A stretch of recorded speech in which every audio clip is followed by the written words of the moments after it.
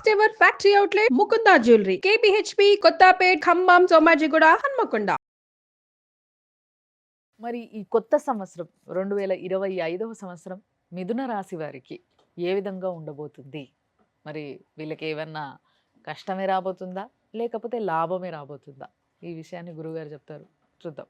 గురుగారు నమస్తే. జై వీరబ్రహ్మజీ. నమస్కారం తల్లి.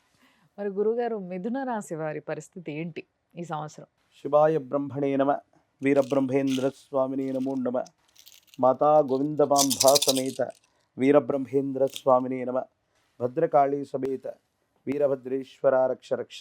వచ్చినటువంటి ఫలితం చంద్రుడికి సంబంధించిన ఫలితం.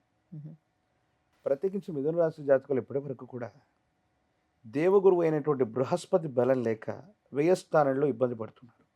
మీరు ప్రారంభించినటువంటి వ్యాపార సంస్థలు అవ్వచ్చు, చేస్తున్న వృత్తి ఉద్యోగ సంబంధమైనటువంటి అంశాలు అవ్వచ్చు, తీక్షణమైనటువంటి సమస్యలు ప్రతిబంధకాల్లో మిథున రాశి జాతకులు గతించిన 1 సంవత్సరం రోజులకు అటు ఇటుగా ఇబ్బందులు పడుతూ ఉంటారు.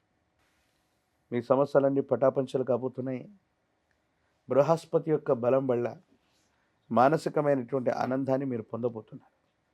వచ్చినటువంటి ఫలితాన్ని బట్టి చూస్తే మానసికంగా దృఢంగా ఉండడంతో పాటు ఆర్థికపరమైన అంశాలు, ఆరోగ్యపరమైనటువంటి అంశాల పట్ల మీరు దృష్టిని కనుక కేంద్రీకరించి ముందుకు వెళితే చాలా అనుకూలవంతమైన స్థితిగతులు ఏర్పడతాయి. భార్యాభర్తలకు సంబంధించి అవ్వచ్చు, కుటుంబపరమైన అంశాలు అవ్వచ్చు, సంతానపరమైనటువంటి స్థితిగతులు అవ్వచ్చు. ఎందుకు? చంద్రుడు మనఃకారకుడు కాబట్టి మీరు మాట్లాడేటువంటి మాటను అపోహలు, అపార్థాలు కానివ్వకుండా చూసుకోండి. మాటే మంత్రం అని చెప్తుంటారు పెద్దలు. మనం మాట్లాడేటువంటి ప్రతి మాట మంత్రంలా పనిచేస్తే ఎదుటి వ్యక్తులని మంత్రముగ్ధుల్ని చేయటంతో పాటు మన సంభాషణ వల్ల మంచి జరుగుతుంది. అదే మాట మంత్రంగా మనకు మాట్లాడడం తెలియకపోతే ఎదుటి వ్యక్తులతో ఉన్న సంబంధ బాంధవ్యాలను కూడా దెబ్బతీస్తుంది. కాబట్టి మిథున రాశి జాతకులు ఈ చంద్ర భగవానుడి యొక్క స్థితి వల్ల మనసునెప్పుడూ ప్రశాంతంగా ఉంచుకోండి. మీరు మాట్లాడేటువంటి సంభాషణను సరళంగా ఉంచుకోండి. చెప్పాల్సినటువంటి విషయాన్ని రుజుమార్గంలో చెప్పడం వల్ల అత్యంత అనుకూలవంతమైనటువంటి ఫలితాలు పొందుతారు. ఆరోగ్యపరమైన అంశాల్లో మాత్రం కొన్ని చిన్న చిన్న ఇబ్బందులు ఉన్నాయి, సమస్యలు ఉన్నాయి. వాటిని మీరు చెప్పుకోగలిగితే, వాటిని సరిగ్గా చూసుకోగలిగితే మాత్రం ఎటువంటి ఇబ్బంది లేదు. సంవత్సరం మొత్తం కూడా సానుకూలవంతమైనటువంటి ఫలితాలు ఖచ్చితంగా పొందగలిగిన పరిస్థితులు గోచరిస్తున్నాయి. అద్భుతం గురువుగారు. మరి పిల్లల విషయంలో అంటే ఈ రాశిలో ఉన్న పిల్లలు ఎగ్జామ్స్ రాయబోతున్నారు ఇప్పుడు రానున్న కాలంలో. అవును. బోర్డ్ ఎగ్జామ్స్, రకరకాల ఎగ్జామ్స్. వీళ్ళకి ఎట్లా ఉండబోతుంది అంటారు? ఇంతకాలం ఏ స్థానంలో బృహస్పతి ఉండటం వల్ల పరీక్షలు రాస్తున్నటువంటి విద్యార్థులు అవ్వచ్చు, నిరుద్యోగులు అవ్వచ్చు, పోటీ పరీక్షలు రాస్తున్న వాళ్ళు అవ్వచ్చు, ఇప్పటి వరకు సరైనటువంటి రిజల్ట్ రావట్లేదన్నటువంటి నిరాశ నిస్పృహలు ఉంటారు.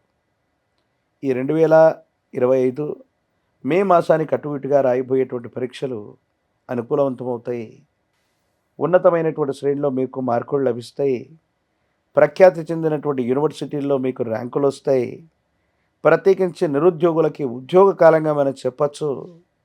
అనుకూలవంతమైనటువంటి స్థితిగతుల్లో గురుబలం వల్ల మీకు విజయం సిద్ధించబోతుంది అనటంలో ఎటువంటి సందేహం కూడా లేదు. ఓ అద్భుతం. మరి వ్యాపారవేత్తల పరిస్థితి ఏంటంటారు? వ్యాపార రంగానికి సంబంధించింది కూడా అంటే దేవగురువు అయినటువంటి బృహస్పతి ఎప్పుడైతే బలంగా ఉంటాడో దాన్నే ముహూర్తం అని అంటారు. ఇది 9 గ్రహాలకు సంబంధించింది కాదు. బృహస్పతి బలంగా ఉంటే అన్నీ బలంగా ఉన్నట్టే. సంవత్సరం రోజుల పాటు మీ యొక్క జన్మరాశిలోనే బృహస్పతి యొక్క సంచారం జరగబోతుంది. మే మాసం నుండి మీరు చేసే వృత్తి వ్యాపారంలో ఇప్పటి వరకు ఏవో నష్టాలు వచ్చి ఉంటాయి. కొత్త బిజినెస్లు, పాత బిజినెస్లు, మార్పులు చేర్పులు చేద్దామా, ఎందుకు కలిసి రావట్లేదు, ఒకప్పుడు చాలా విశేషవంతంగా ధనాన్ని సముపార్జించినటువంటి ప్రయత్నాలు కూడా ఇప్పుడు బెడిసి కొట్టాయనో, ఇబ్బందులు పడుతున్నాయనో మీరు ఆలోచిస్తూ ఉన్నారు. వీటన్నిటిని నుండి కూడా సానుకూలవంతమైనటువంటి పరిస్థితులు వస్తాయి. కొత్త వ్యాపారాన్ని మళ్ళీ మొదలు పెట్టడానికి సరైనటువంటి సమయం. ఉన్న వ్యాపారాన్ని వృద్ధి చేసుకోవడంతో పాటు మీరు చేసే మార్పులు చేర్పులు అత్యంత అనుకూలవంతమైనటువంటి పరిస్థితులకు కారణమవుతాయి. వృత్తి ఉద్యోగం వ్యాపార సంబంధమైన విషయాల్లో ఉన్న వాళ్ళకి చాలా అనుకూలవంతమైన ఫలితాలు మే మాసానికి అటు ఇటుగా రాబోతున్నాయి. ఓ మరి రాజకీయ నాయకుల్లో కూడా మిథున రాశి వారు ఉన్నారు, పెద్ద పెద్ద వారే ఉన్నారు. మరి వీళ్ళ పరిస్థితి ఎలా ఉండబోతుంది అంటారు? ఒక ముఖ్యమంత్రి వర్యులు ఇదే మిథున రాశికి సంబంధించిన వారు గురుబలం లేకపోవటం వల్ల వాళ్ళ పార్టీ అధికారాన్ని కోల్పోయింది ఉభయ తెలుగు రాష్ట్రాల్లో ఒక రాష్ట్రం. అవును. చాలామంది మిథున రాశి జాతకులు రాజకీయ ప్రముఖులందరూ కూడా గత ఎన్నికల్లో ఓడిపోయిన దాఖలాలు కూడా ఉన్నాయి. హ్మ్. ప్రధానమైనటువంటి కారణం ఏంటంటే గురుబలం లేకపోవటం. హ్మ్. 12 సంవత్సరాల తర్వాత మళ్ళీ మీ జాతకంలోకి గురుబలం రాబోతోంది. హ్మ్.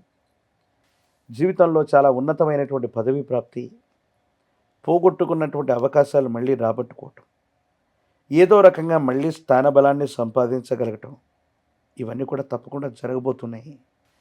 ప్రజా సంబంధమైనటువంటి సంబంధ బాంధవ్యాలు చాలా అనుకూలవంతమవుతాయి.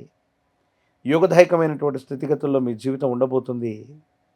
రాజకీయ నాయకులకి, సినీ సంబంధమైనటువంటి ఇండస్ట్రీ వాళ్ళకి, మీడియా సంబంధమైనటువంటి వాళ్ళకి, ప్రజా సంబంధ బాంధవ్యాలు ఉన్నటువంటి వాళ్ళకి మంచి పేరు ప్రఖ్యాతలు వస్తాయి, పదవులు వస్తాయి.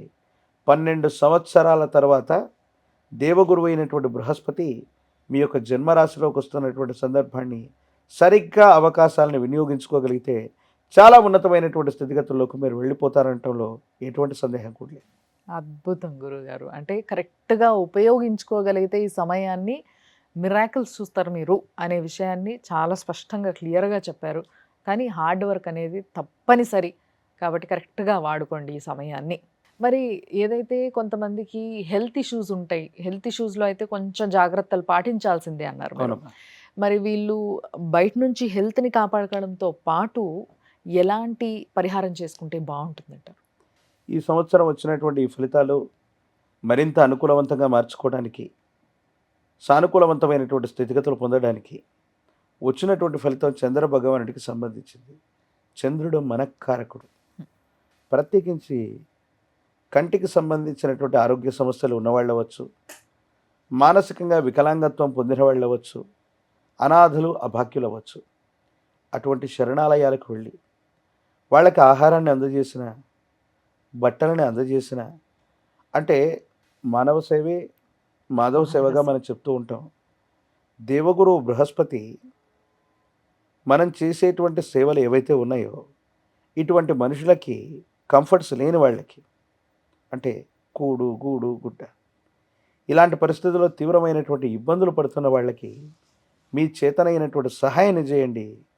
అనుకూలవంతమైనటువంటి పరిస్థితులు వస్తాయి. అలాగే గురువారం పూట నియమనిష్టలతో కూడిన జీవన విధానంతో ఉంటూ పసుపు పచ్చని వస్త్రాన్ని ధరించడంతో పాటు శనగలు లేదా శనగపిండితో తయారు చేసిన తీయని పదార్థాన్ని గురు సంబంధమైన ఆలయంలో నివేదనగా ఇవ్వండి. సాయినాథ ప్రభు, వీరబ్రహ్మేంద్ర స్వామి, దత్తాత్రేయుల వారు, రాఘవేంద్ర స్వామి వారు ఇటువంటి ఆలయ ప్రాంగణానికి వెళ్ళి నివేదనగా ఇవ్వటం, ఇప్ప నూనెతో దీపారాధన చేయటం వల్ల మరిన్ని సానుకూలవంతమైన ఫలితాలు తప్పకుండా మీరు పొందేటువంటి అవకాశం కనపడుతుంది. సో గురువు యొక్క అండ కావాలంటారు వీళ్ళకి మొత్తం మీద.